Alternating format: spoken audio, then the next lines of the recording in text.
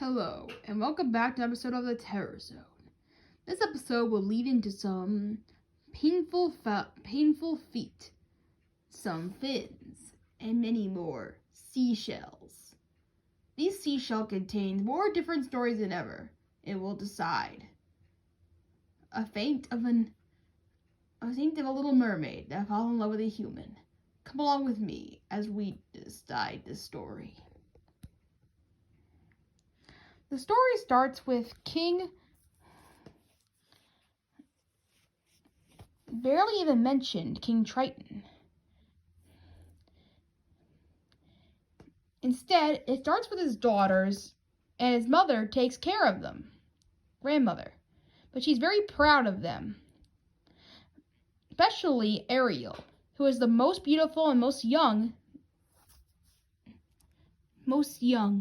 of them all. Each mermaid was given a thing and a place to call their own, to hang out and play. They collect other things in their respective areas. But Ariel had the most beautiful things to collect, and the most beautiful place as her own.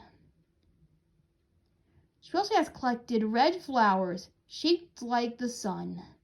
Beyond that was a red-petaled tree, and underneath that tree is a statue of a prince. Look. In this version of the tale, mermaids are not allowed to go to the surface until they are 15. None of them are old enough, so they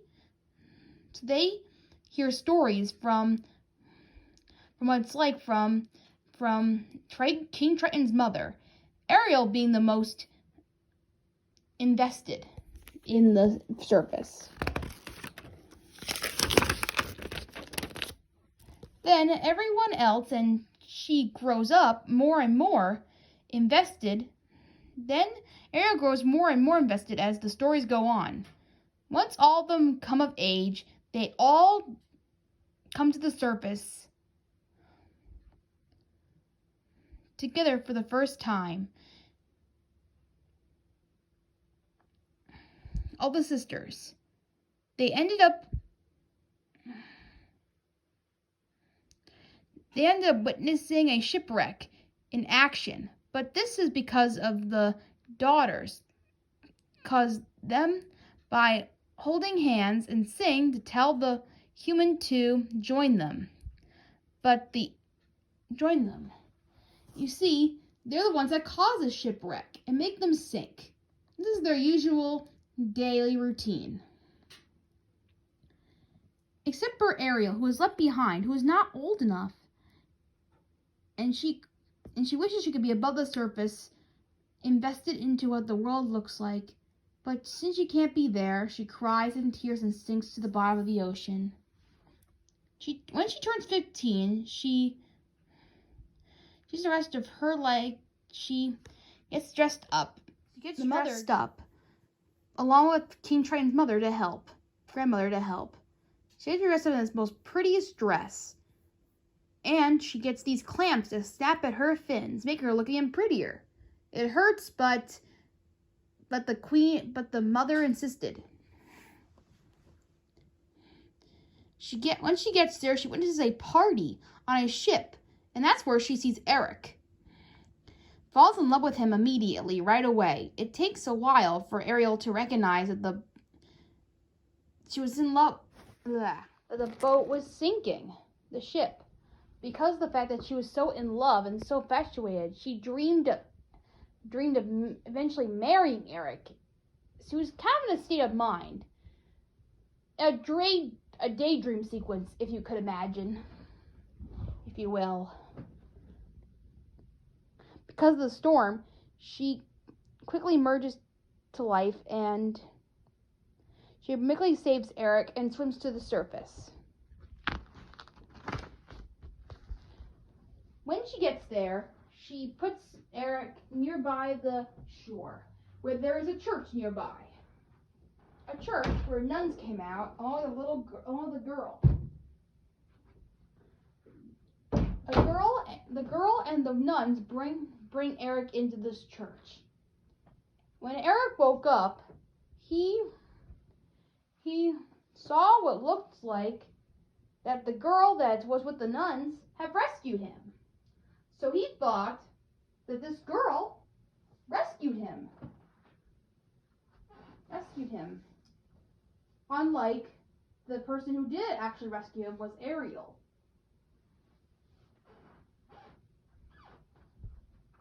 After this time, Ariel feels more and more in love with Eric as time goes on. She goes to her grandmother every now and then to talk about humans themselves and who they are as people. She talks about their lives and what they do, and they also say that they have a soul, unlike mermaids who don't have a soul at all. She says that a mermaid can live for 300,000 years, when a human can only last for like a minimum of that, and has a soul. Mermaids do not. With this fact, Ariel longs to have a soul, just like the humans do, so she can live forever, just like they can.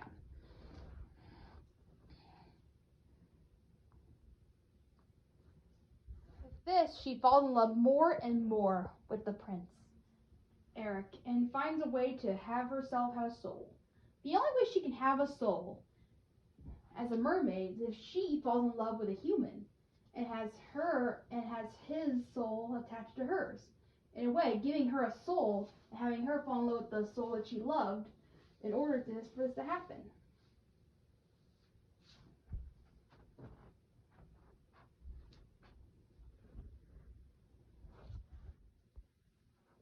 To celebrate Ariel's coming of age, the sisters and everyone else in the kingdom give her a party or a ball to celebrate. But unfortunately, she doesn't go and decides to pay a visit to the sea witch so she can be with her one true love.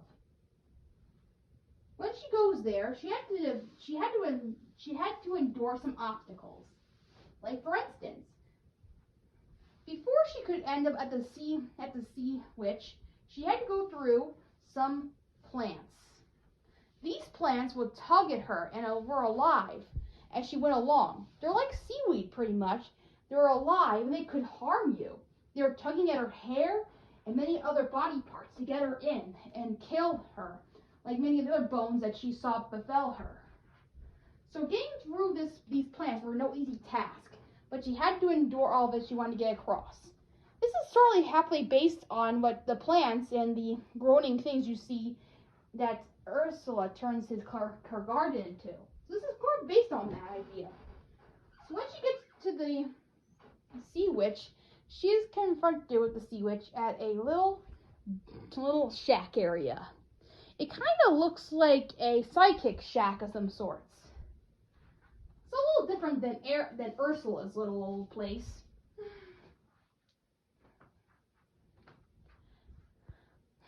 When Ariel gets to her old shack, you can tell that her shack is made out of old, real skulls. Ugh. Also, when she goes in, her spell is just a spell. She doesn't have no price to pay at all. But she does need a few ingredients to complete the test of the spell she needs. She also needs to live on the edge of the ocean. Where she lives. She lives by the bottom of the edge of the ocean. Ariel gets there and sees Ursula almost eat a toad before throwing it away to talk to her. And she knows why Ariel is there. She goes on to tell Ariel how the potion will work. Her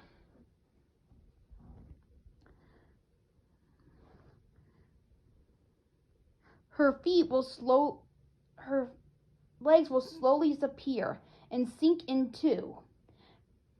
And it will hurt every precious time. It will sink in. It will feel like as if swords were going through her body. She goes on to say that she be so pretty as a human, but every time her feet touch the ground, she will feel pain and thorns on her feet. Ursula says, "Are you sure you want to do this?"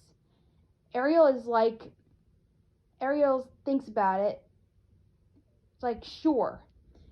Ariel, if didn't excited about the prince, she really wants to do this. She feels like there's another way to live her life other than to do this. So she has to do what she has to say.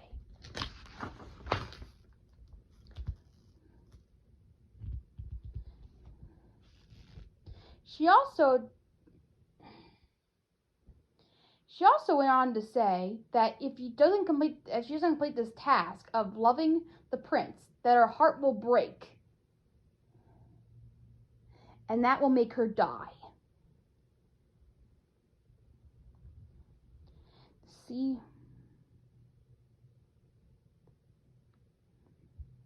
The ingredients that Ariel needed was her tongue.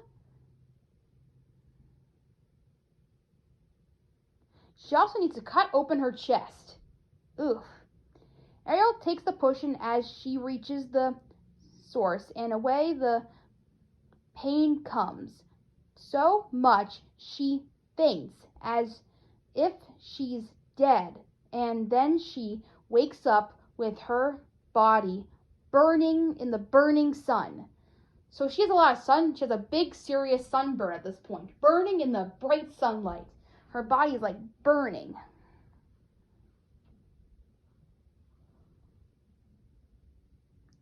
But Ariel quickly recovers herself with her hair as well.